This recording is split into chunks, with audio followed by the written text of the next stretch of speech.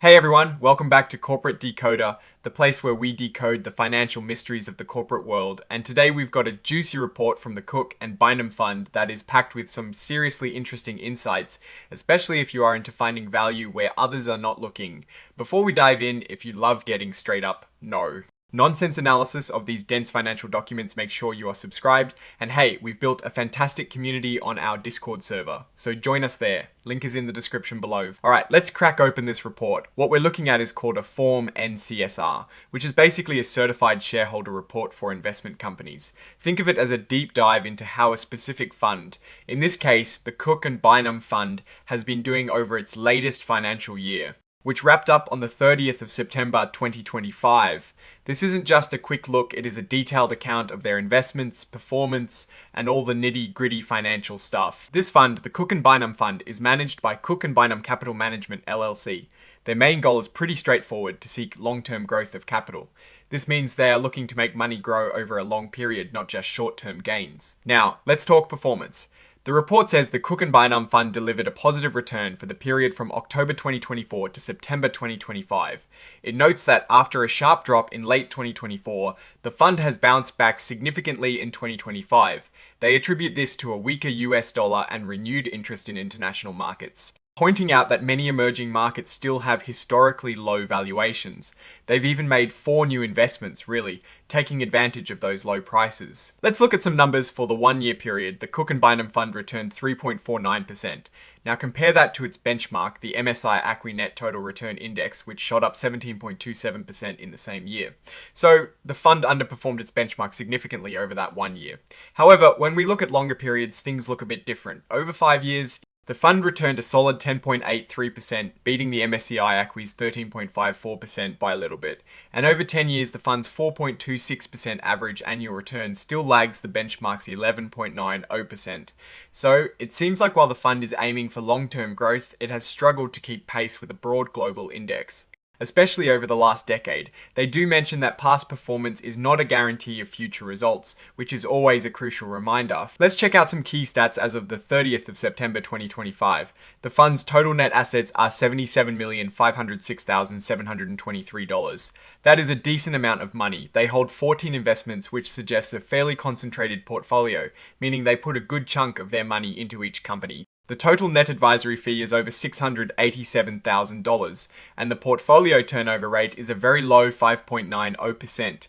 A low turnover rate means they are not buying and selling stocks very often, which is usually a good sign for a long-term value investor. Now for the really interesting part, what exactly are they invested in? Their top holding is Arca Continental SAB de CV at a whopping 24.67% of their net assets. That is a huge bet on this one company. Next up is Berkshire Hathaway Class B at 20.39%. That is another big chunk of the fund. Then you've got Coca, Cola Embana, Sa Anheuser, Bush InBev Sunvi, and a US Treasury bond. Most of their top holdings are in companies related to beverages and consumer staples, with a touch of financial stability from the Treasury bond. Something significant happened during the year. A reorganization, the Cook and Bynum Fund, a series of the Cook and Bynum Trust, was reorganized into the Cook and Bynum Fund, a series of World Funds Trust. This basically means the old fund was merged into the new one, with all its assets and liabilities moving over. This sounds like a structural change rather than a performance-driven one, but it is important to note that they took on the pre-existing assets and liabilities. Now, let's get into the actual financial statements. This is where the real meat is. Looking at the schedule of investments, we see a detailed breakdown of what the fund owns. They have common stocks making up 81.88% of their assets. Within that, we see breweries, conglomerates, consumer staples, and soft drink bottling and distribution taking up significant portions. Some of the companies we saw in the top holdings are listed here, like Anheuser-Busch, InBev, Sunvar, Adda, and Berkshire Hathaway Class B. The total value of common stocks is $63,462,691. The cost of these investments was $44,969,897. This means they have seen a significant gain so far on their stock investments. They also hold preferred stocks, which account for 9.89% of their assets, valued at $7,662,710. The cost here was a bit higher at $10,125,460. suggesting a small unrealized loss on these preferred shares. Then there are short-term investments making up 10.69% of assets. This includes a US Treasury bill worth $5,559,359 and a money market fund at $2,731,938. This is their safety net, offering stability and liquidity. The total value of investments comes out to $79,416,698, with a total cost of $63,386,654. This shows a nice unrealized gain on their entire investment portfolio. The statement of assets and liabilities gives us a snapshot of the fund's financial health on the 30th of September 2025. Total assets are over $79.5 million. On the liability side, they have payables for securities purchased, accrued fees, and other expenses, totaling a little over $2 million. This leaves them with net assets of $77,506,723. This section shows how the fund performed operationally over the year. They generated $1,949,252 in total investment income. Primarily from dividends expenses, including investment advisory fees, came in at $1,471,071. After some fee waivers, which is pretty common, their net expenses were $1,073,181. This results in a net investment income of $876,071. Now, the big movers, net realized loss on investments was significant at $2,653,322. However, this was more than offset by a strong net change in unrealized appreciation of investments, which was $3,901,569. This means that even though they sold some investments at a loss, the value of the remaining investments went up considerably, leading to an overall increase in net assets from operations of $2,124,990. Looking at the statements of changes in net assets, we see how the fund's net assets have changed over time. For the year ending the 30th of September 2025, the net increase from operations was $2,124,990. They also distributed $910,973 to shareholders. The financial highlights section distills a lot of complex information into key per share data. It shows how the net asset value per S-share has changed. For 2025, the net asset value at the beginning of the year was $16.77, and it ended at $17.11, showing a modest increase. The total return for the year was 3.49%, which aligns with what we saw earlier. The expense ratios are also detailed here, with the net expense ratio at 1.49%. The net asset value per S-share at the beginning of the year was $16.77. The net investment income per S-share, after accounting for average shares outstanding, was $0.2. The big story here is the net realized and unrealized gain or loss on investments. For 2025, this was a positive $0.35 per S-share, indicating that the value of the fund's holdings increased significantly. Adding it all up, the total from investment activities was a healthy $0.55 per S-share, which after distributions led to a slight increase in the net asset value per S-share. Now, the notes to financial statements, these are crucial for understanding the details behind the numbers. Here we learn about the reorganization we discussed earlier, confirming that the Cook and Bynum Fund is now a series of World Funds Trust. This was a tax-free exchange, which is good for shareholders. The fund's main goal, long-term growth of capital, is clearly stated. They also mentioned that the advisor, Cook and Bynum Capital Management LLC, is the chief operating decision maker, meaning they are the ones making the day-to-day investment calls. This section explains how they value their investments. They use market prices for publicly traded securities and fair value for those where market prices aren't readily available. For foreign securities, they translate values using current exchange rates. They also discuss the three-tier hierarchy for fair value measurements, with level 1 being quoted prices in active markets, level 2 using observable inputs, and level 3 relying on unobservable inputs. Importantly, when looking at the valuation inputs, the fund has all its assets in level 1 and level 2 categories.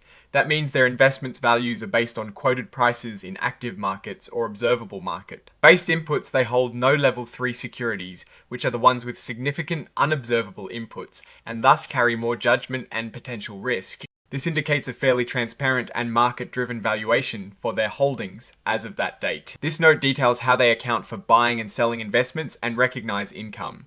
They use the trade date for transactions and generally specific identification for the cost of securities sold. The fund intends to comply with regulations for investment companies and distribute all taxable income, so they are not requiring a provision for federal income tax. This is where we see the fees. The advisor charges an annual fee of 1.49% of the fund's daily net assets. They also mention fee waivers, where the advisor voluntarily reduced their fees or paid for expenses to keep the total annual fund operating expenses at 1.49%. This agreement is in place until the 1st of February 2026. They also discuss recoverable waivers and reimbursements, which essentially means the advisor might get paid back for these waivers in future years if the fund's performance allows. The management fee earned for the year was $1,073,181, and the management fee waived was $397,890. So, the advisor is absorbing a significant portion of the fees. CFS acts as the administrator, accountant, and transfer agent. Fees paid to CFS are detailed here, showing amounts for administration, transfer agent, and accounting services. It is also noted that certain officers of the trust are also involved with CFS, and the legal counsel Practice LLP has officers who are also assistant secretaries of the trust. This highlights some related party transactions, but notes that no extra compensation is received by these individuals for their roles within the trust. This simply provides the cost of purchases and proceeds from sales of securities for the year. Here you can see how the fund distributed income and capital gains to shareholders, broken down by ordinary income and capital gains. For 2025, they distributed $910,973 from ordinary income. The tax components of capital are also detailed, showing undistributed net investment income and net unrealized appreciation. They mention a capital loss carry-forward of over $3.7 million, which can be carried forward indefinitely for tax purposes. This table shows the number of shares sold and redeemed over the past 2 years. In 2025, there was a net decrease in shares outstanding, suggesting more shareholders redeemed their shares than purchased new ones. The fund has a line of credit with Us Bank National Association up to $7 million primarily for financing redemption payments. However, they did not borrow any funds under this arrangement during the year and had no outstanding borrowings on the 30th of September 2025. This is a critical risk disclosure. The fund is non-diversified, meaning it can invest a larger portion of its assets in fewer companies.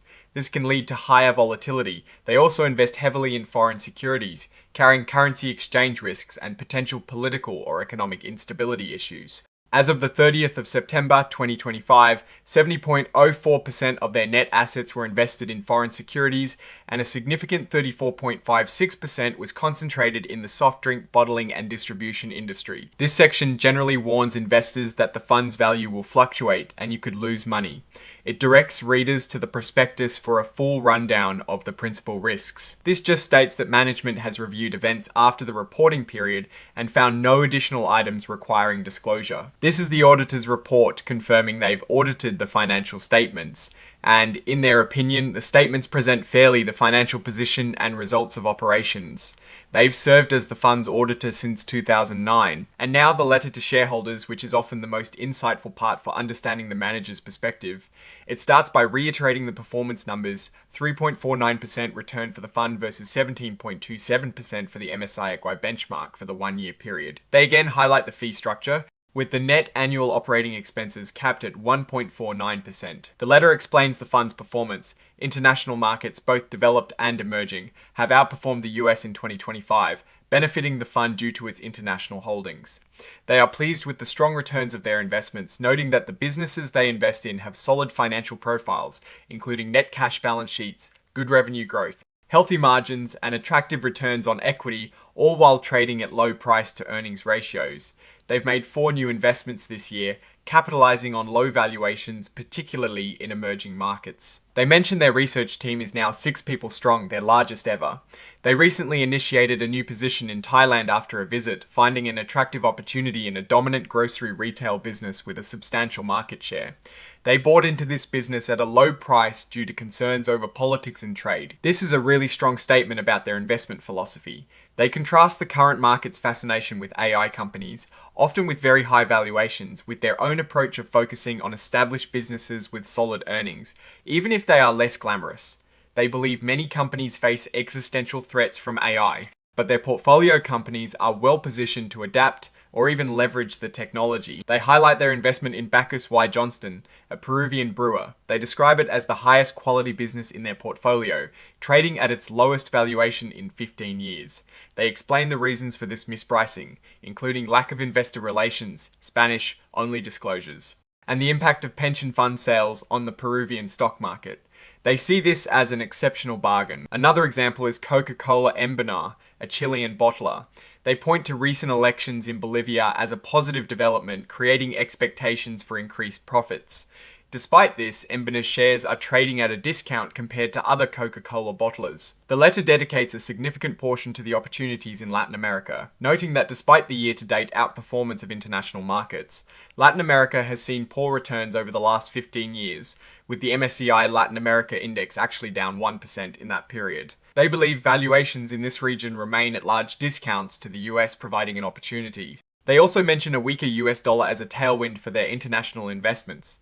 They also note the merger of stock exchanges in Chile, Peru, and Colombia, which could improve foreign investor access and the potential for more market-friendly politics in the region after recent elections. The beverage category is a recurring theme. They've invested heavily in beverages since their firm's inception, finding them to be strong for both capital preservation and growth. They note that beverage companies are currently out of favor in the market, trading at a discount to the broader S&P 500, which is unusual. They believe their beverage holdings, which are primarily in emerging markets, have strong competitive positions and growth prospects, trading at historically low valuations. They emphasize that their beverage companies are high-quality businesses with wide economic moats, meaning they have strong competitive advantages that protect their profits.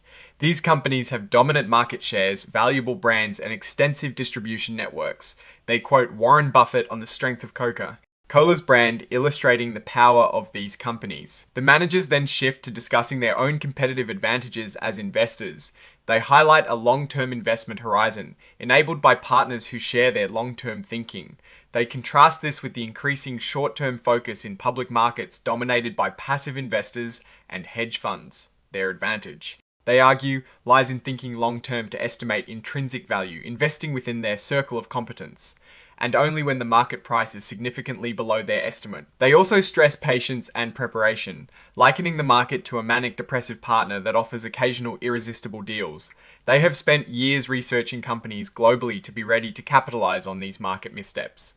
They note they have only made 44 investments since 2001, reflecting extreme patience. They describe themselves as nimble and opportunistic, searching globally for the best investments, even in situations with limited competition due to artificial constraints on size, asset class, industry, or geography. They are willing to do the extra work required to access markets that larger funds might overlook due to liquidity constraints. Their research process is described as cumulative, built on decades of learning. They are embracing technology, including AI, to enhance their research, using deep research tools and AI agents to extract and analyze information more efficiently. They also have a strong network of relationships built over the years, particularly within the Coca-Cola system, which has helped them make profitable investments. The letter also announces a new addition to their research team, Ajit Garg. In their closing, they reiterate their commitment to long-term investing, minimizing risk, and avoiding permanent losses by only investing in companies trading at a discount to their intrinsic value. They emphasize that they invest substantially all of their own net worth alongside their investors. So, what is my take on all of this? The Cook and Bynum Fund is clearly operating with a deep value, long-term investing philosophy, focusing on solid businesses with strong competitive advantages, especially in the beverage and consumer goods sectors. Their willingness to explore emerging markets and industries that are out of favor signals a contrarian approach, looking for opportunities where the market is overlooking intrinsic value. The fund's performance has lagged the broader MSCI acquire over the long term, but their strategy of finding undervalued assets, particularly in less followed regions and sectors, is a classic value investing approach. The low portfolio turnover and significant fee waivers from the advisor suggest a commitment to their strategy and to shareholder value. However, the heavy concentration in a few top holdings and the significant exposure to foreign securities and specific industries like soft drinks do present notable risks.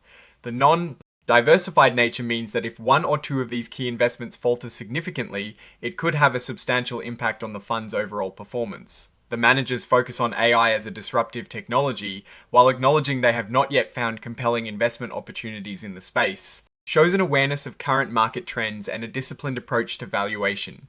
They are not chasing hype. Overall, the Cook and Bynum Fund presents a clear and consistent investment philosophy. It is designed for investors who share that long-term, patient mindset and are comfortable with a concentrated portfolio that seeks value in less conventional areas. The question for investors will be whether their contrarian bets on undervalued international and beverage companies will eventually pay off and outperform broader market indices, as they have historically in some periods. Alright, that is our deep dive into the Cook and Bynum Fund's latest shareholder report. What is your take on their strategy and their performance? Do you think their contrarian approach will pay off? Drop your thoughts in the comments below. If you found this breakdown insightful, please give this video a like. It really helps us out. And of course, subscribe for more. Don't forget to join our Discord community for more in-depth discussions. Thanks for watching, and we'll see you in the next one.